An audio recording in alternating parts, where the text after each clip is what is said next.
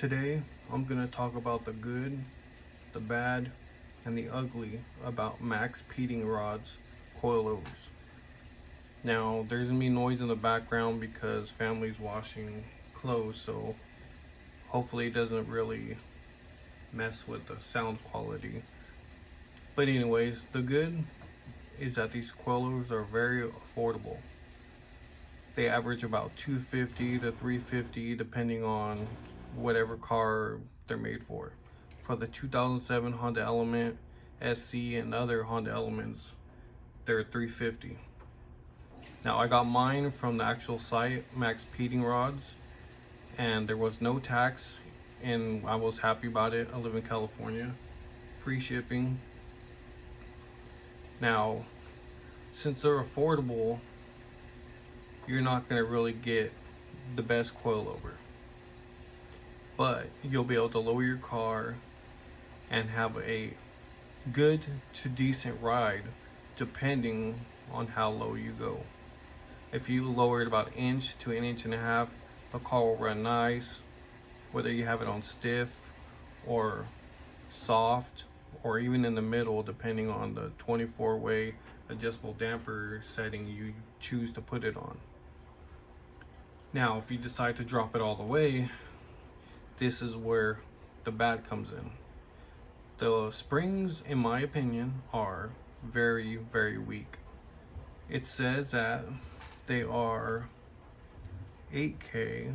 Well, it's on the other spots right there. 8K springs, but in my opinion, they're like a 6K. The weight on the Honda Element is really heavy, and these coilovers, in my opinion, need to have stiffer springs, like 12 to 14 up front, and I believe the same 12 to 14 in the rear. And if I remember correctly, it's 10K front and 8K back, which are very bouncy if you drop it about 2.5 to 3 inches. Being dropped all the way, these springs and coilovers are a poor quality. Is it because the built insides? Is it the quality of the internals, or is it the quality of the spring? It could be both. It could be one or the other. But to improve the spring, I bought Swift springs. They're here. I'm gonna make a video on them, and I went with the springs that are gonna fit the best, which are a little bit longer, not very much, but they're 14K front, 14K rear. I know I'm not showing the full coilover set, I'm just showing you this rear one. I'm in a wheelchair, so I got one good arm. The other side is basically almost fully paralyzed because of my injury, so I'm doing the best with just one coilover. You can see the top part where it has the adjustable damper up here. And the other poor quality about these is you can see all these chips and scratch marks. It's literally all around. Let's see if it'll not fight me. Oh, here you go. Right there. See all those chip marks? I've never had a set come in this bad. It's literally on even all these parts around here. It's on different sides. They're chipped. I don't know if yeah, some of these parts are chipped around here too. I know you're not going to see them, but it's not the point. I got a really looks like throwing around set, like someone just got in the warehouse and would just toss them left and right. Not only that, the springs here, if you look, all the springs on all the coilovers are scuffed up really bad. Like I said, it's not going to affect the quality of it, even though they're garbage quality springs.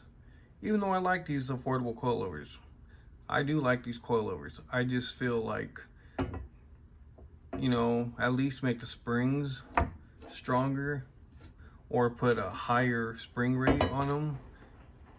But yeah, there's chips all around these springs,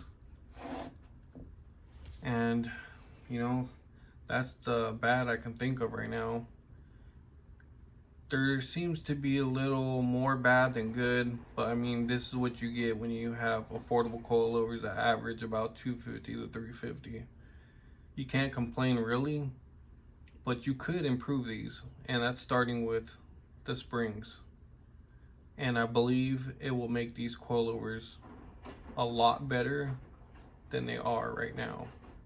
I'll be making a video about the Swift springs that I ordered, and then I'll show you one where I just had my dad put on the Swift springs on the rear.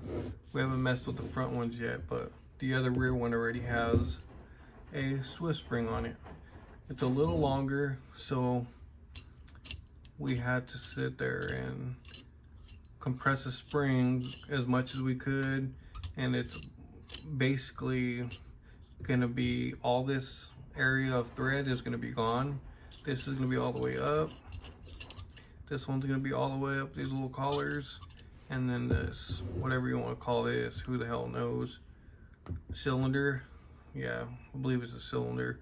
It's gonna go all the way up, and there's gonna be like about this much thickness right here of this collar is about how much more we can drop it into the cylinder. But I mean, I'm sure just putting the whole thread into the cylinder as it sits with about this much of space available inside the cylinder to keep going isn't going to really matter, because we already tested it and we put the cylinder all the way up and there was only a gap of this, about this thickness right here. We'll have to see, but I know the ride quality is going to be a lot better. We hit bumps here in Sacramento and these roads are trash, and you literally will bounce down the damn street, and we're not all the way lowered, we're probably like 2-inch drop. And these springs up front, the 10K, are trash. They really do need to do something about these springs, because I feel like the spring would make a huge difference if they just left the internals alone and put a better quality spring. These coilovers would be a lot better.